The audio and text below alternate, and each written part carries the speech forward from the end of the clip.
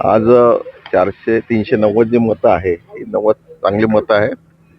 आणि माझी जी निवडणूक होती, ही निवडणूक माझी नव्हती. ही नगरसेवकांनी माझ्याकरता निवडणूक लढली होती. त्या अनुषंगाने मला 390 मतं मिळाली. मी सगळ्या मतदारांचा मनापासून आभार व्यक्त करतो की त्यांनी मला चांगली मतं दिली आणि चांगला भरभरून पाठिंबा दिला. आता राहिला प्रश्न की 31 मतं कुठे गेली? 31 मतं जगजाहीर आहे. 27 कोणाची होती, बहुजन आघाडीची किती होती, ते जगजाहीर आहे. त्यामुळे सांगण्यासारखं काही राहिलेलं नाही आहे. ज्या लोकांनी माझ्यावरती विश्वास ठेवला ती मतं चांगली मिळाली हे प्रामुख्याने सांगता येईल. आणि ही निवडणूक प्रवीण पोटेची नव्हती, ही निवडणूक आमच्या नगरसेवकांची निवडणूक होती. त्यांचं मी मनापासून आभार व्यक्त करतो आणि धन्यवाद व्यक्त करतो. काँग्रेसच्या जो प्रतिस्पर्धी होते तुमचे, त्यांना 0 मतं मिळाली. म्हणजे 96 नगरसेवकांनी मतदान केलं अमरावती जिल्ह्यामध्ये. त्याच्यामधून 0 मतं, म्हणजे ते 96 मतं तुम्हाला पडली. असा विषय असा आहे की हे तर काँग्रेसने आत्मपरीक्षण केलं पाहिजे की त्यांचा मतदार, त्यांचा जो उमेदवार आहे हा रिंगणातून बाहेरच गेला नव्हता, तरी सुद्धा काँग्रेसने त्यांना मतं देऊ दिले नाही. हा तर आत्मपरीक्षणाचा कार्यक्रम आहे. ऍक्च्युअली त्यांनी विचार केला पाहिजे. याच्यामध्ये मंत्री आहे, कॅबिनेट मंत्री आहे, या लोकांनी विचार केला पाहिजे की असं का केलं की एक सुद्धा मत ते काँग्रेसला देऊ शकले नाही आणि उलटे मतं थांबवून ठेवले. महामानव बाबासाहेब आंबेडकरांच्या संविधानाचा त्यांनी हे केला, अपमान केला. ऍक्च्युअली हे चुकीचं काम झालेलं आहे. म्हणजे जे व्हीप काढला होता शहरवाल्यांनी, व्हीप तर लागू होऊ शकत नाही. काँग्रेसने व्हीप काढलेला आहे तो कुठल्याही परिस्थितीमध्ये चुकीचा आहे. कारण व्हीप त्याच ठिकाणी वापरला जातो, त्या ठिकाणी आपण हॉलमध्ये हात वर करून जेव्हा मतदान मागतो तेव्हा व्हीप वापरला जातो.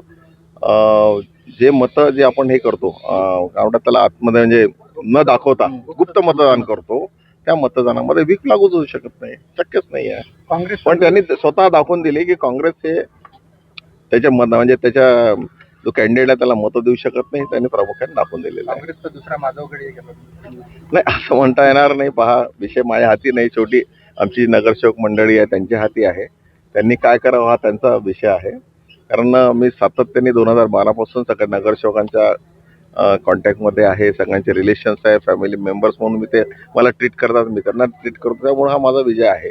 आता असं म्हणता येईल की आता मी 2014 पासून तर 19 पर्यंत जवळपास मी मंत्री म्हणून काम केलं आणि जिल्ह्यामध्ये जो विकास केला, जवळपास नुसतं मला एक पॅटर्न सांगितलं होतं कठोर रोडचं, पण अमरावती जिल्ह्यामध्ये जे काही तुम्हाला रस्ते दिसतात आहे, देवेंद्रजी फडणवीस साहेबांच्या मार्फत किंवा नितीनजी गडकरींच्या मार्फत आपण जी कामं केली ती खूप मोठी कामं केली. येणाऱ्या काळामध्ये आपल्याला दिसेलच आणखीन खूप काही कामं करायचे. इव्हन तुम्हाला आज मी सांगतोय का येणाऱ्या काळामध्ये आपला जो एअरपोर्ट आहे हा सुद्धा आपण जवळपास 3,000 मीटरचा आपण त्याला रनवे सुद्धा तयार करतोय.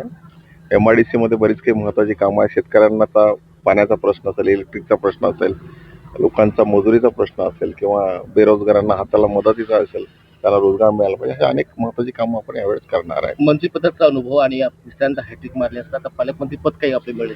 नाही पहा, शेवटी कसं असतं, वरचे आमचे श्रेष्ठी जे आहे ते ठरवतात. त्याच्यामध्ये मी कोणी मंत्री मागणार किंवा मंत्री देणार असं नसतंय. वरचे जे आमचे ज्येष्ठ लोक आहेत ते सगळे समजतात आणि त्यावर ते त्याचा हिशोब करतात. अमरावतीकरांची फिरसे वही दिला आहे पालकमंत्री प्रवीण पोटे अशी मागणी होत आहे. नाही, आता हा कसा आहे, हा वैयक्तिक त्यांचा प्रश्न आहे. पण वास्तविक पाहता पार्टी आमचे जे श्रेष्ठी लोक आहेत, आमचे नेते लोक आहेत, ते आमचे त्याचा विचार करतील.